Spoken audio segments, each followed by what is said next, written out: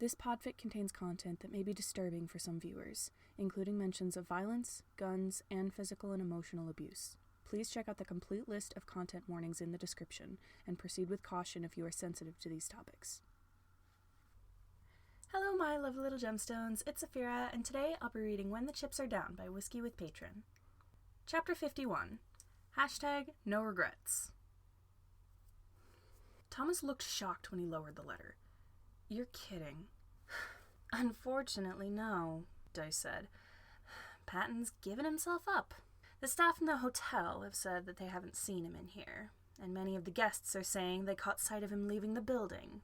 Nico Flores paced back and forth in Dice's living room, still in that crisp, cream-colored suit he'd been wearing earlier. All this, and he just decides to give himself up. For what? What is he hoping to accomplish? Honey, chill, Thomas said from his seat on the couch. We'll figure this out. Remy was hardly listening. He zipped his bag shut and slung it over his shoulder. You ready, Princey?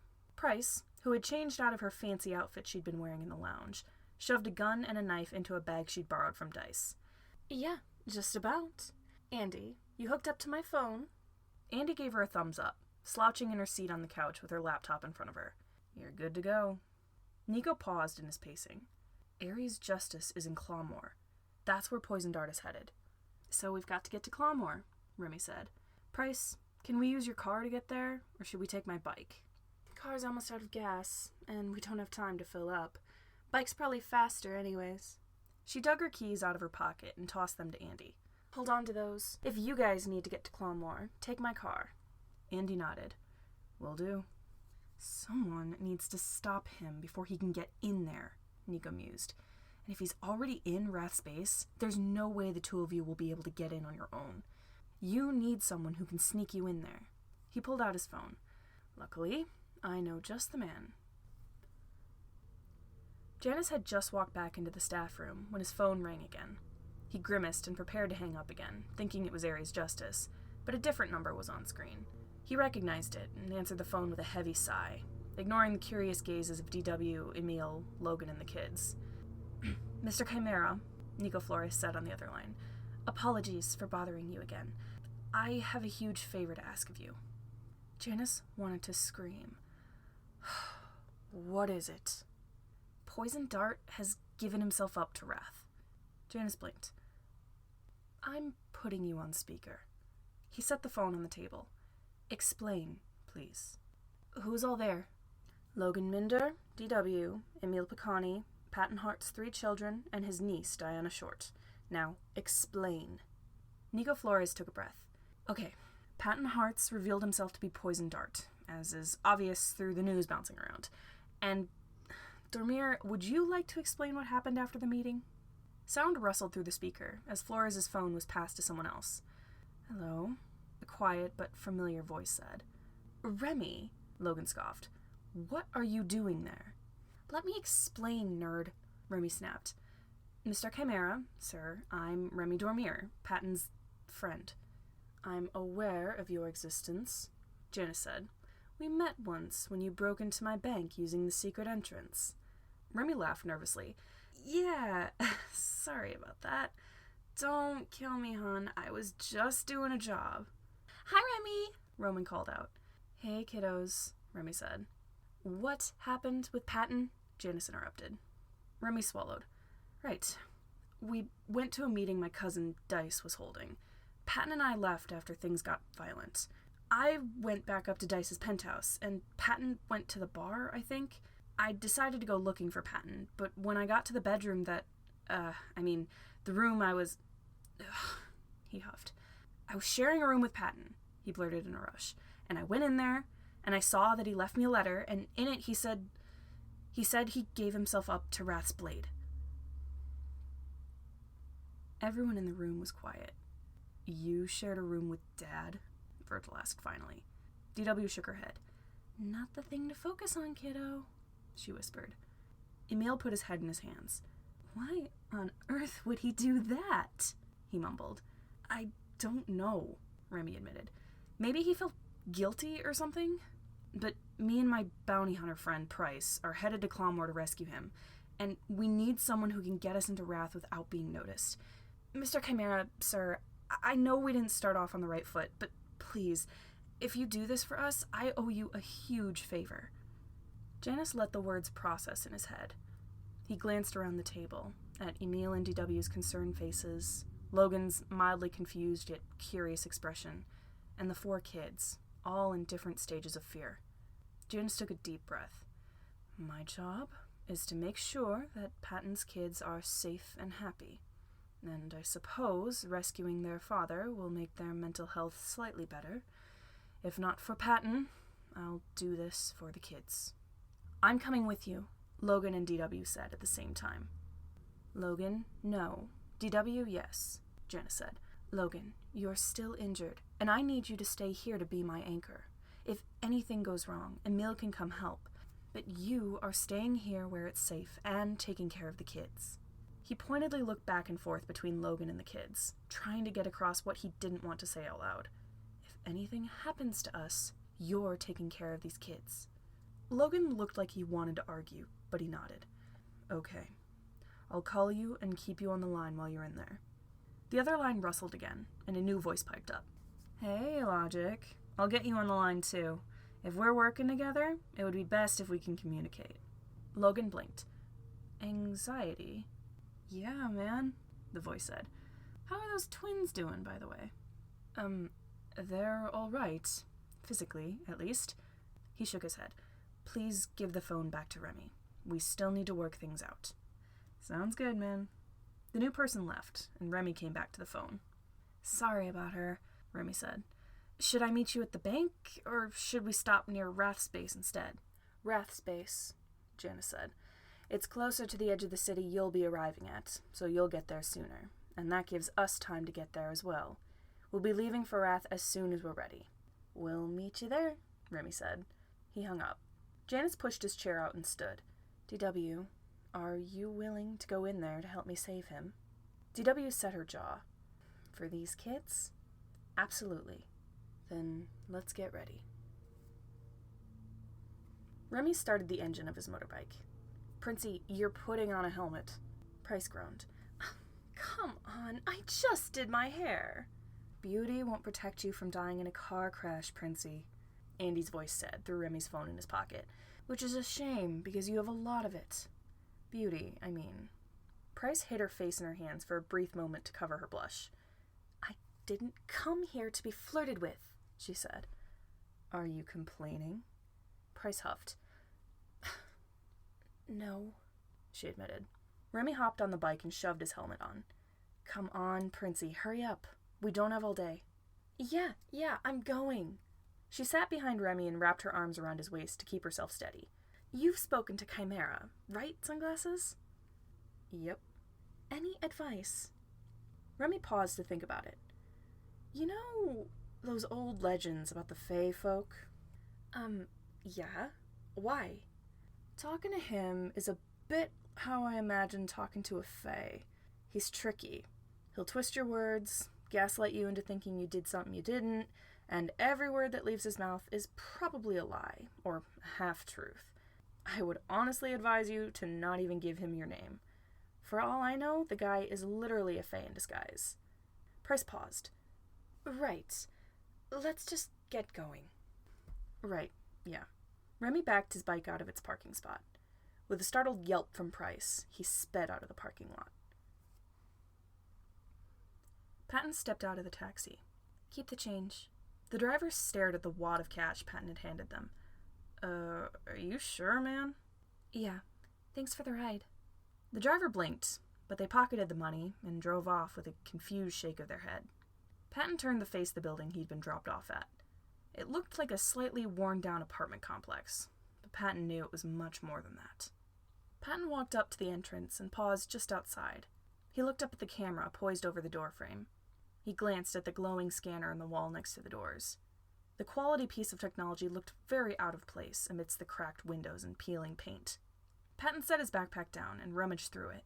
From within the mess of clothes, he produced a small orange keycard, a white W on the front. It was worn from age, but he hoped it still worked. He pressed it to the scanner. The scanner turned green, and the lock on the door clicked. He shoved the card in his pocket and pushed the doors open. The lobby of the building looked similar to the outside, like a shabby old apartment building. No one was in the lobby, other than a person at an old desk in the corner. They looked up at Patton. They looked back down at their phone, only to do a double take. Their eyes widened, and they fumbled for the radio on the desk. Patton didn't try to stop them as they called for backup. He stood there and waited, rocking back and forth on his heels with both hands holding his backpack straps. The 2 elevators opened, and a stream of people rushed out, each one armed to the teeth. They surrounded Patton with their dozens of guns and knives and a variety of other weapons. Despite their clear advantage, many of them were trembling as they aimed their guns. Fear glinted in their eyes. Patton wasn't fazed. They were too scared to shoot. He stopped rocking on his feet and stood still. "I would like to speak to Ares Justice," he said, in the most cheerful, non-threatening voice he could muster. He smiled out at them under the hood of his cat sweater. "Please?" Everyone in the room exchanged glances. A few of them whispered amongst themselves. Patton stood exactly where he was, trying to look as harmless as possible. "Would I be allowed to see him with supervision?" Patton asked after half a minute of silence. "He did ask to speak with me." Someone raised an eyebrow. "Prove it," they requested, their voice shaky. Patton reached into his pocket. Everyone tensed, but they relaxed again when he brought out his phone. He opened up his text messages and held up the screen. Someone hesitantly stepped forward and peered at the screen. "That's his number," they whispered. Everyone returned to their muttering as Patton lowered his phone. He waited patiently as they made a decision. They all collectively moved away from the elevators. They eyed him nervously as he moved from his spot. He pressed the elevator button and waited in tense silence for the doors to open. They did, and he stepped inside. "Thank you," he called out politely to the people in the lobby. He pressed his key card against another scanner in the elevator. It beeped his approval. He pressed the button for the top floor. The doors slid shut, and he was on his way up. His left index finger twitched as the elevator moved, but he clenched the straps of his backpack to keep it still. There was nothing to be worried about. They were just going to talk. Hopefully, if Ares could keep his temper under control. Okay, so maybe it was justified to be a little worried, but he had to stay calm. He had to trust that Ares wouldn't attack him as soon as he walked in. Ares had said he just wanted to talk, no tricks or anything. Patton had to trust that. Still, that didn't keep his heart from racing out of his chest as the doors opened. He took a deep breath and stepped out of the elevator. He ended up in a long hallway, the walls covered in black paint. Even with the strings of lights along the ceiling, it felt so much darker. Doors lined the walls. A few of them cracked open as Patton passed. He felt rather than saw people's eyes on him. He reached the end of the hallway. He paused in front of a thick metal door with a handprint scanner in the wall next to it. Patton pressed his palm to the scanner. It flashed green, and the door unlocked. He pushed the door open with all his might. It was heavier than he remembered. Either that, or he had just gotten weaker. Probably that last one. He emerged in a small, simple, clean living space, although it was a bit cramped. Ares had never been one for the fancier things. Patton shuffled around the slightly worn couch and approached the shorter hallway that branched off of the living room. He was pretty sure he remembered where Ares' office was, unless Ares had moved it since then. Patton stopped in front of one of the doors in the hall. His heart threatened to pound right out of his ribcage. This was his last chance to back out. He opened the door and stepped inside. The office was small, like the rest of the rooms in Ares' flat. A small lamp sat poised on the desk, not quite bright enough to illuminate the man sitting behind it. A closed laptop sat in front of him. The only things Patton could really see of him was his taped hands folded together on the desk, and a silver necklace that glinted in the dim light. Patton strode across the room and sat in the chair that was waiting for him on the other side of the desk. He took off his backpack and set it on the floor at his feet. He folded his hands in his lap, waiting patiently for Ares to say something. Ares lifted his head to look at Patton. His gaze flickered over Patton's clothes. "Hello, Prometheus," he rumbled. Patton tensed at the sound of his old name. His index finger twitched. "Hello, brother." Chapter 52. First and last Justice Family Reunion. Patton took a deep breath to keep himself calm before he spoke again. "What did you want to talk to me about?" Ares simply glared at Patton, hands folded on the desk. "Come on, tell me." Patton said. Are you trying to make this dramatic? Do you always sit in dark rooms in silence waiting for me to show up? Am I interrupting your daily brooding? Aries blinked. His shoulders began to shake, and for one shocked moment, Patton thought he was crying. Then Aries began to laugh. To anyone else, the sound would send a chill up their spine. The villainous cackle bursting from Aries' chest would be enough to send anyone running. But it was a sound that Patton had grown up with. To him, it just sounded like his brother was happy. Aries brought a hand up to stifle his laughing. You kill our father, he said through his giggles. Disappear for 10 years, then come back and scare my receptionist into letting you into my room. He chuckled. And that is the first thing you say to me. What do you think I am, some sort of Disney villain? Patton shrugged. Well, you act like one. I wouldn't be surprised if I walked in on you in a witch hat. Again. Aries let out another laugh, and Patton grinned a little. He knew Aries would cut to the chase eventually, but he hadn't had a moment like this with Aries in a very long time. He let himself enjoy the moment. Aries finally took a breath and settled back in his seat. Fuck. Jesus Christ, you're not supposed to distract me. This is about serious stuff.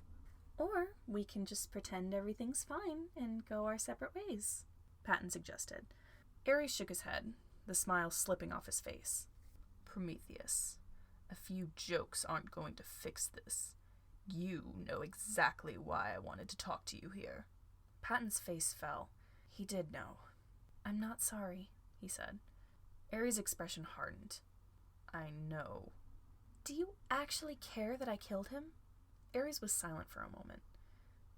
I did, at the time, he said, turning his necklace in his fingers. I wasn't much older than you, and I had to inherit the entire organization. You and Demeter both left. I had to do it alone. Do you care now? Aries paused. No. He never was that good of a father or a leader. He still left his mark. But I run this place better than he ever did. Then what's the point of punishing me for a crime that helped you in the end? The ends don't justify the means, Aries growled, narrowing his eyes. You meant to dismantle the entire empire our families built. You accidentally made it better, but that doesn't mean you're an asset. Not anymore. Patton crossed his arms. So what? You're going to kill me? Aries grimaced. I'll do what I have to. Patton studied Aries' face. You don't want to kill me, he realized. Aries shot to his feet. Of course I don't, he exploded. You're the only fucking family I have left. Demeter doesn't give a shit about me. Mom hasn't talked to me for 20 years, and Dad's been dead for 10. Aries took a breath. You're all I have left, he said quietly. Patton tugged on the necklace around his throat. It matches Aries' perfectly, aside from the initials engraved on the front. I'm not all you have, he said. You've got 3 nephews and a niece. But you and Demeter won't let me meet them. Because we know what you want them for. They wouldn't get hurt. You don't know that for sure. Aries clenched his fist and sat back down. Prometheus. Don't call me that, Patton sighed. I don't see why you couldn't just adopt kids yourself. Orphanages and foster homes don't like people with criminal records, Aries said. And I'm not taking a new identity to wipe my slate clean like you did. We need to keep this job in the family. The kids aren't even legally mine, Patton argued. You're in the process of legally adopting them. Your boyfriend is helping you with that, isn't he? He's not my boyfriend. I find that hard to believe, Aries sighed. The point is, you are illegally trying to legally adopt them, if that makes any sense. Demeter's daughter is off the table, so your sons are the only candidates to inherit the business. Why do you need an heir right now? Patton argued. They're just kids. Can't you wait until they're older and can decide for themselves? Aries' expression softened slightly. He averted his gaze, turning his locket in his fingers. I don't know how much longer I can wait, he muttered. Patton blinked. What did Aries mean by that? What are you talking about? He asked. Ares shook his head. It's nothing. His left index finger twitched. You're lying. Ares growled. Oh, come on. First Janus Chimera, now you. Stop it. Patton leaned forward, mildly concerned. Ares, what's wrong? Please, tell me, is there something going on with you? Ares furrowed his brow. He clenched and unclenched his fists like he didn't know what to do with them. I'm just not going to be around forever, he said finally. I want to be prepared in case something happens. Why are you so sure something's going to happen? Patton asked, a worried waver in his voice. Ares shot him a withering glare, tugging on his necklace. No more questions. Patton wanted to protest, but the look in Ares' eyes was enough to shut him up. Whatever the problem was, Ares clearly didn't want to discuss it. Ares stopped fidgeting with his necklace and folded his hands on the desk. Prometheus, you don't have a lot of options here, he said. What are my options? Well, I could punish you for killing our father. Every older worker in Wrath would lose their shit if they found out you got away with it. I could kill you, torture you to death, traffic you off to another country. There are a lot of possibilities for punishments. Patton considered it. How would that affect both of us? Well, my only family left would be dead, so that's a con for me. However, it would be good for your kids, since they would be stuck under Janus Chimera's protection forever, and I wouldn't be able to get to them without making a powerful enemy that I really don't want to make. Patton hummed. Not a fan. Me dying would be bad for the kids' mental health. Next choice? You could just let me meet my nephews, Ares suggested. If you let me teach one of them how to inherit the business, I'll leave you and the other two kids alone. I wouldn't cut off contact with you and the kid completely. He'll be with you most of the time. He might just be taking lessons in crime rather than going to school. Not an option, Patton said immediately. Those kids are not being exposed to any more of this crime stuff than they need to be. They've been through too much. I'm not shoving them into a business they might not want to be in. Fair enough. I would have to reason with the agents here that would get mad over you getting away without a punishment anyway. Ares picked at the tape that wrapped his hands. Do you want to hear your last option? I'm not sure I do. Ares took a deep breath.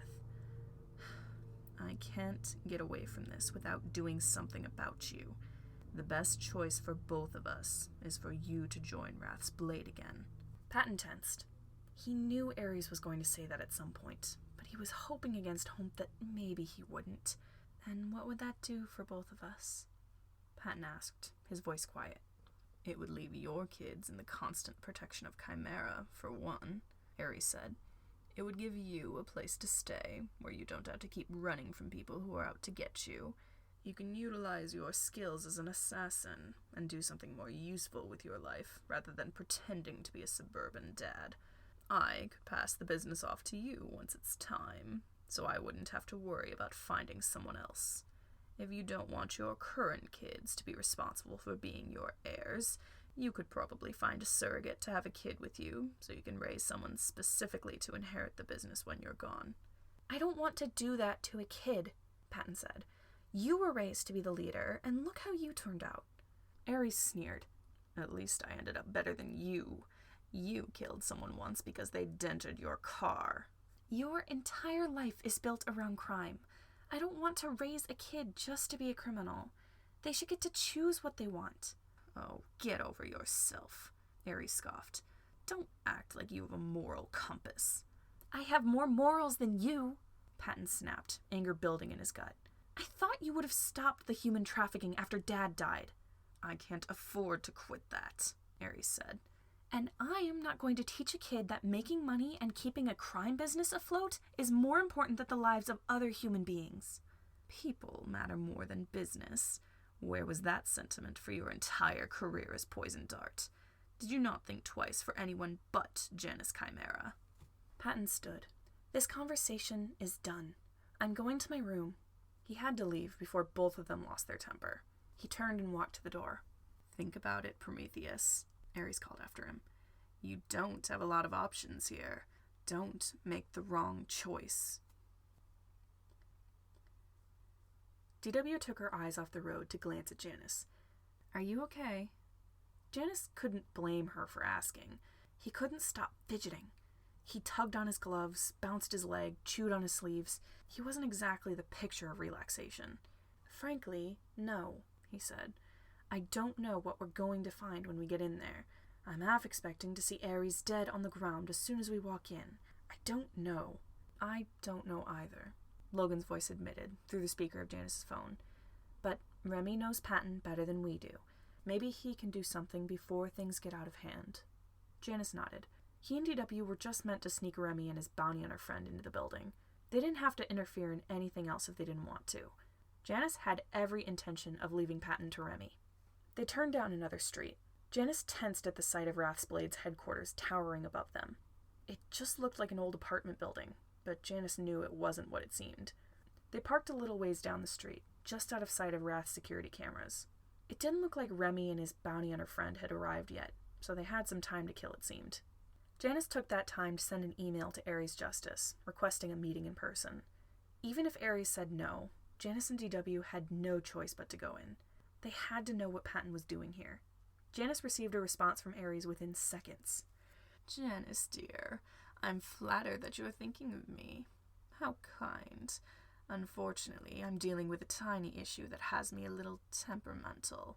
Wouldn't want you running away in the middle of our conversation because you couldn't stand the yelling, would we?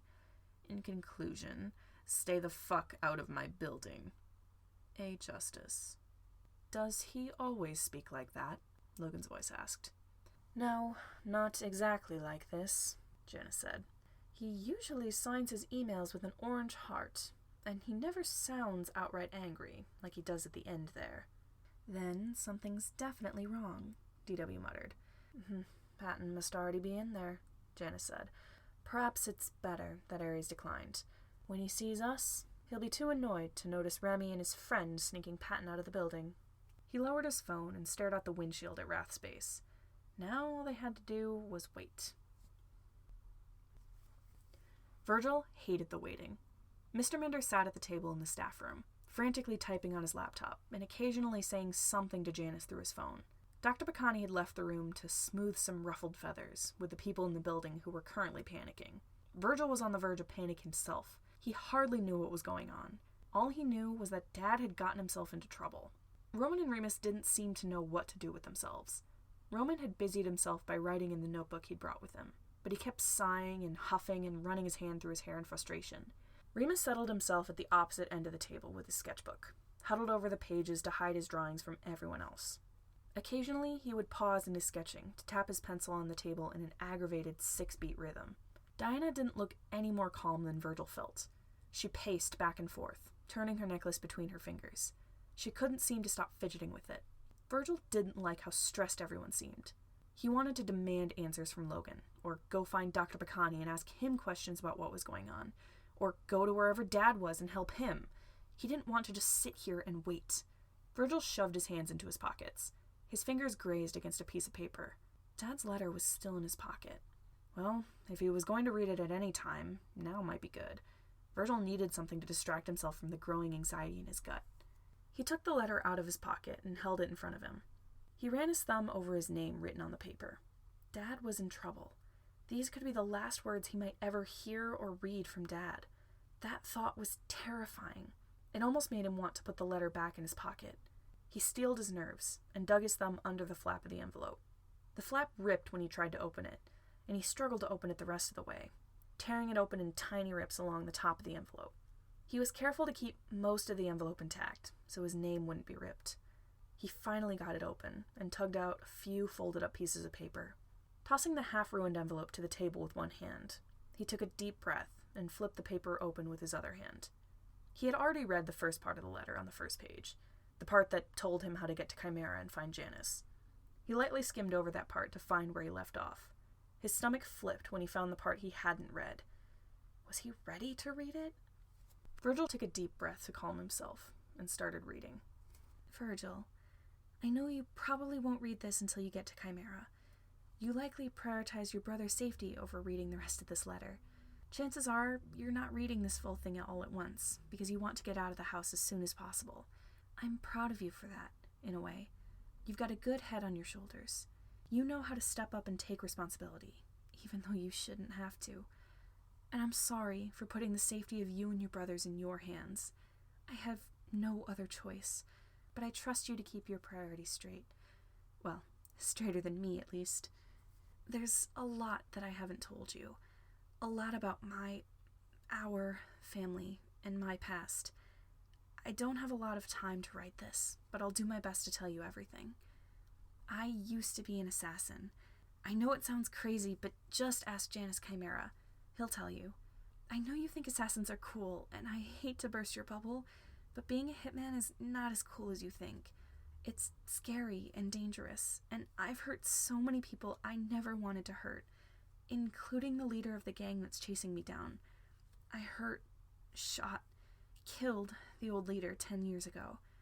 My brother, your uncle, inherited the gang after I killed our father. He's coming after me because the people working in his gang want him to punish me for killing our father. But there is another thing he wants me for, and it involves you kids. My brother Aries Justice doesn't have kids. Rat's Blade, the gang he leads, is a family business. He needs someone to lead the gang after he dies. Although I don't think he's going to die anytime soon, you can never be sure in this business. You three boys, and your cousin, Diana Short, are currently the only people available to lead Rat's Blade after his death. He's been oddly desperate to get to the four of you recently. I want you all to stay away from Wrath as much as possible. For your own safety, no matter what, stay away from him. Virgil, you are one of the smartest, most compassionate people I know. You're stubborn and determined, and that is something you want to hold on to. I don't want to let things happen to you. If you can change something you don't like, change it. Don't be like me. I let my family push me around for over 20 years, and I got so fed up with it, I killed my father. I don't want you to go down the same path, and I'm not just saying that because I would rather you not kill me. You and your brothers gave me a chance to redeem myself. You three make me want to be better than I was. No matter what happens, Virgil, I'm so incredibly grateful that I met you. I'm so proud of how far you've come. Love, Dad. Virgil lowered the letter. It took him a moment to notice that his cheeks were wet. He wiped at his eyes, dismissing the fact that his makeup was probably smudged now. He sniffled as he tried to stifle his quiet crying. He didn't want to concern anyone else. Virgil found it impossible to describe how he felt. He never thought that he was so important to Dad. He thought he was just a charity case, someone Dad wanted to help because he felt bad for Virgil. But that wasn't the case at all. And Dad was proud of him. No one had ever been proud of Virgil before. Kiddo. Virgil wiped his eyes and looked up. Diana stood next to him, head tilted in worry. What's wrong? She said. Virgil fluttered the letter in his hand as an answer. Diana peered down at it. Oh, is that from Uncle Pat? Virgil nodded. He gave it to me when he left, Virgil said, voice thick with emotion. I just got around to reading it. Diana sat in the chair next to Virgil. Oh, dear. Are you okay? Virgil sniffled. I don't know, he admitted. I really want him to be okay. Diana sighed. Me too, Virg. But there's not really anything we can do. No, Virgil muttered. He sniffled. I wish there was. He let his voice trail off. An idea popped into his head. It was a very bad idea. A very, very bad idea that Dad would definitely not approve of. Virgil didn't even know if it would work, but if it meant he could get Dad out of danger, it might just be worth it. Virgil skimmed over the letter again. Diana, I think I might know how to get Dad back. Chapter 53. We've got a horrible plan. You are not giving yourself up to a dangerous gang just because you think it might help get Uncle Pat back. Virgil's shoulders slumped. But the letter says that the leader of Wrath wants one of us. Maybe I can trade myself for Dad. As soon as Virgil had said he had a plan, he'd pulled Diana out of the meeting room to tell her about it. He didn't want Mr. Minder to hear, because there was no way he would approve of this, and Roman and Remus would probably hate it too. Virg, you can't trade yourself for Patton, Diana insisted. We don't even know if that would work. Maybe this guy wants Dad more than he wants an heir to his crime business. But can't we at least try? Virgil pleaded. He was not willing to just let this go. This was the only idea he had. Diana sighed. This is serious. You can't just decide to throw yourself into crime when you're 15. You're not even old enough to be out of school yet. Do you have a better idea? Diana fiddled with her necklace. Well, I could do it. Virgil hadn't been expecting that. What? I've been looking for a way out of my mom's controlling bubble for years. This could be it. Besides, I've been looking into this crime business stuff, and I'd be willing to do it. I've put a lot of thought into this. If this could give me an easy way into a gang, I'm willing to take it. I don't know if this will work, but I want to try. Virgil was hesitant. What if she was only saying that so Virgil wouldn't feel obligated to go in her place? Relax, Virg. I want to do this, Diana said, as if she knew exactly what Virgil had been thinking. But we need a way to talk to this guy. Do you think his number is in a phone book? I doubt it, Virgil said. And we can't ask Mr. Minder if he knows how to contact him. Dr. Bacani would never want to tell us either. Diana tapped her foot on the ground. She pulled out her phone. Well, I've got a deep web server on my phone. Maybe there's someone there who can get us a contact. You've got a deep web server? Virgil gasped. He had no idea Diana knew how to get something like that on her phone. Isn't that super dangerous? Not as dangerous if you're already prepared to keep your device safe. Diana started tapping at her phone screen. Come on, she muttered as she started scrolling.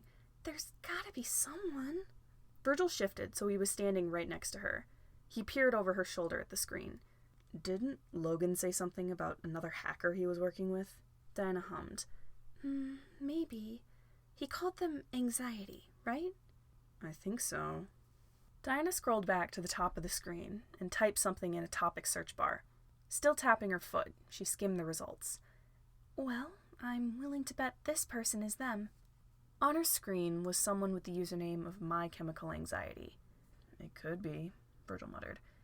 Do you think they would help us? Should we risk it? Diana's finger hovered over the person's username. She tapped on it and started typing out a message. Let's try it. Andy chugged her way through another cup of coffee. Remy and Price were still on the road.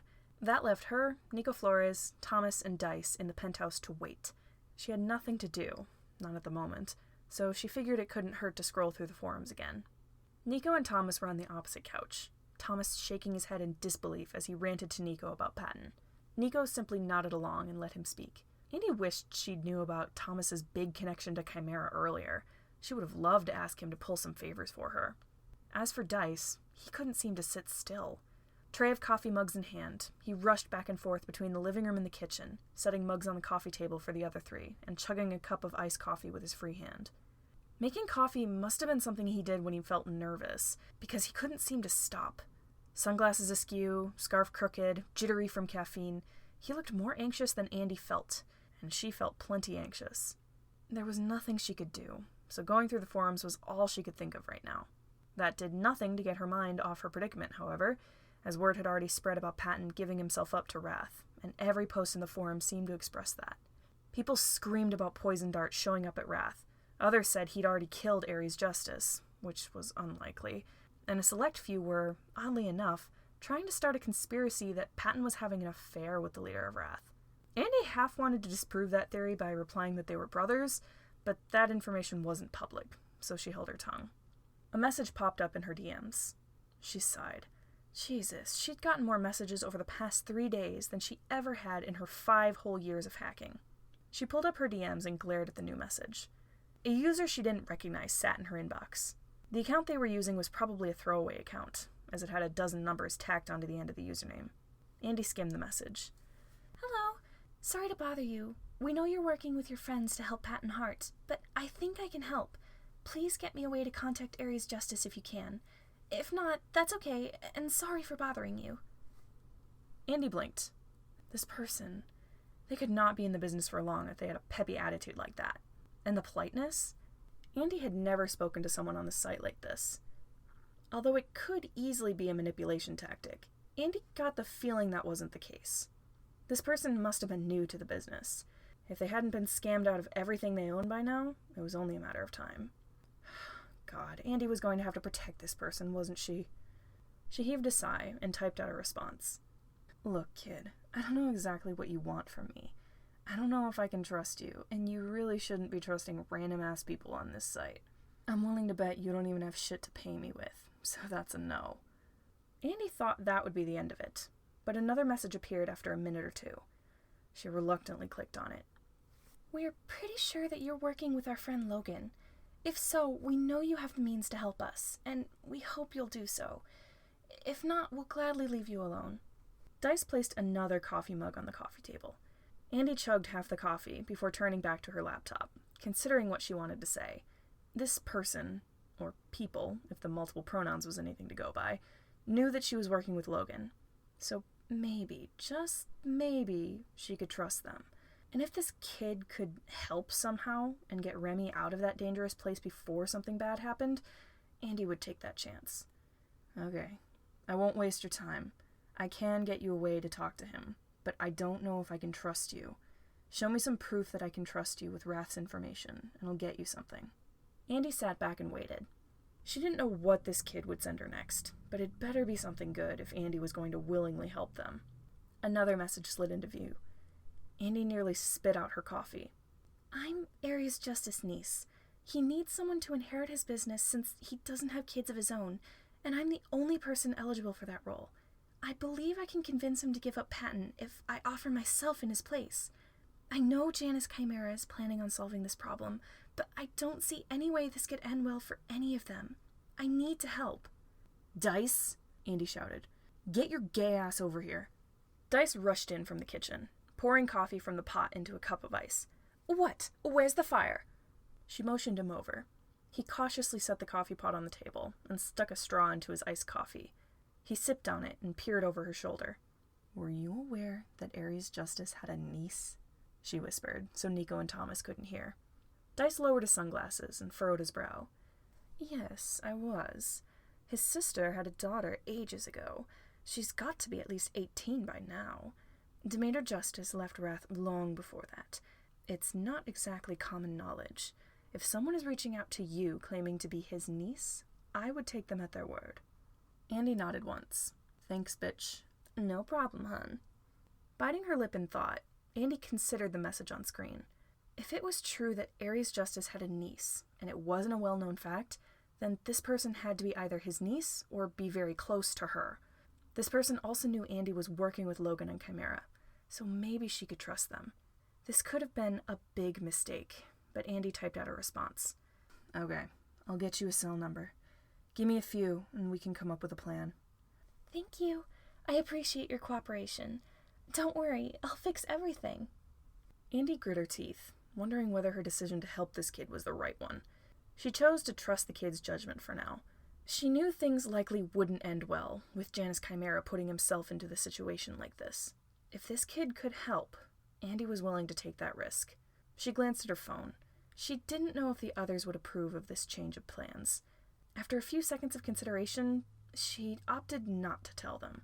She had a surprisingly optimistic feeling about this. Remy parked his bike a fair distance away from Rath's base. He didn't want to be seen by their security cameras. Price let go of Remy and took off her helmet. Ugh, my hair is a mess. Princey, your hair is probably fine, Andy's voice said through Remy's phone. You're gonna look like a goddess no matter what, anyway. Price's face flushed. If you don't stop flirting with me, I'm going to have to kiss you when I get back. I'm counting on it. Remy rolled his eyes and took off his own helmet. Now he knew how Andy felt being around him and Patton for the past few days. Where's Chimera? Price asked, brushing the hair out of her eyes. Remy scanned the street. He didn't see anyone familiar, and Janus Chimera was a very hard person to miss. Remy would have to be blind not to see him. It was possible that he and his bodyguard just weren't here yet. Hello? Remy yelped and whirled around. Price stumbled back at the sudden new voice right behind them, bumping right into Remy. They nearly fell over, but they managed to catch each other. Remy stared at the man who'd seemingly appeared behind them. He was tall, but then again, just about everyone was tall to Remy.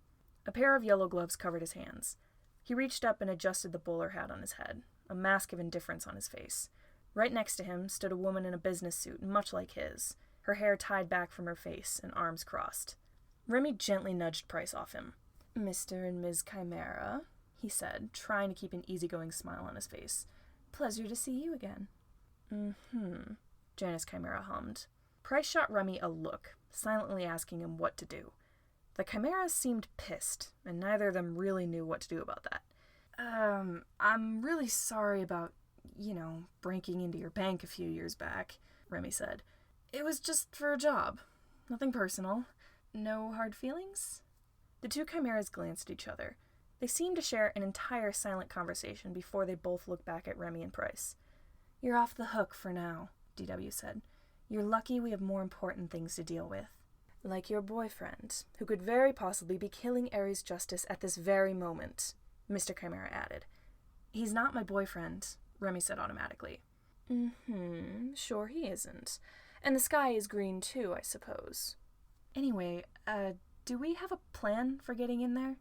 "I can answer that," a familiar voice said from Janus's pocket. Janus pulled out his phone. "Hello, Remy's friend. My name is Logan," the voice said.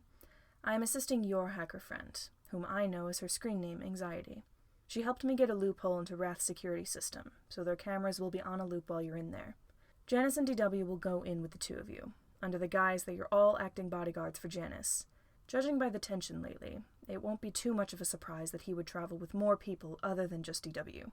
Anxiety will flip through the security cameras to find out where Patton is. She'll direct you there, so one of you can break away from the group and go find him. Anxiety and I will cut the lights to distract everyone during your search." "Sounds good, nerd," Remy said. Mr. Chimera raised a brow. "I would appreciate it if you didn't throw insults at my partner." Remy took a second to let that sink in. Was Logan dating Janus Chimera? "It's fine, darling," Logan's voice said. "That's how Remy shows his affection." Mr. Chimera hummed.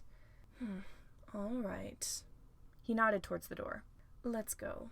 And please, don't mess this up. I would be just ecstatic if Patton and Ares both ended up dead due to your incompetence." With that, the Chimeras turned and walked to the door. Remy grimaced. "Well, that could have gone worse." "You're lucky he didn't have you killed on the spot," Andy's voice muttered. "He's done that for less." "Yeah, I know." Remy straightened his leather jacket. "You ready, Princey?" "A lot less sure than I was a few minutes ago, but yeah." Price took a deep breath. "If we die in there, I just want to say it again that I'm sorry for being an asshole." "And I'm sorry for being an asshole to you too," Remy responded. "And thanks for doing this for us." Price nodded. She seemed to be trying to keep her expression indifferent, but the corner of her mouth lifted into a slight smile. Remy looked up at the tall apartment building. With a deep breath, he and Price followed after Janus and DW. Janus dug through his pocket. "Are you sure you're ready for this, DW?" he asked in a quiet voice, so Remy and his strange bounty hunter friend couldn't hear. DW took a deep breath and set her jaw. On the outside, she seemed entirely confident, but Janus knew better. The heel of her hand rubbed against her hip, and her other hand was shaking the slightest bit, just enough for Janus to notice. "Let's go," she said. Janus pulled an orange keycard out of his pocket. He'd snitched one the first time he visited Ares Justice in person. It had come in handy many times since. It was a stroke of pure luck that Ares hadn't demanded it back when he noticed it was gone. Janus tapped it against the scanner next to the door. It gave a quick beep, and Janus pushed the doors open. The four of them emerged in the lobby. A dozen people were crowded in the small space, whispering amongst themselves. A receptionist sat behind the front desk. Everyone's heads snapped up as soon as the doors opened. Patton had certainly been through here already. They wouldn't be so on edge otherwise. Despite the bitter rivalry between Wrath and Chimera, all of the Wrath workers in the room seemed to relax upon seeing that it was Janus and DW that entered. They continued whispering, but now Janus caught his own name being thrown about along with Patton's. "Mr. Chimera," someone said, stepping forward, timidly fidgeting with a knife in their hands. "I take it you've heard?" "Of the poisoned dart situation? Well, of course not. Why else would I be coming to this place at this exact time, right after having a virtual meeting with your leader?" The person blinked. Well, It was sarcasm, dear, Janus said, taking a bit of pity on the poor agent. I'm here to see if Ares is still alive. Poison dart is still up there, someone else warned. I don't mean to question you, but are you sure you want to go and see them? See, you said you didn't mean to question me, and yet you did exactly that.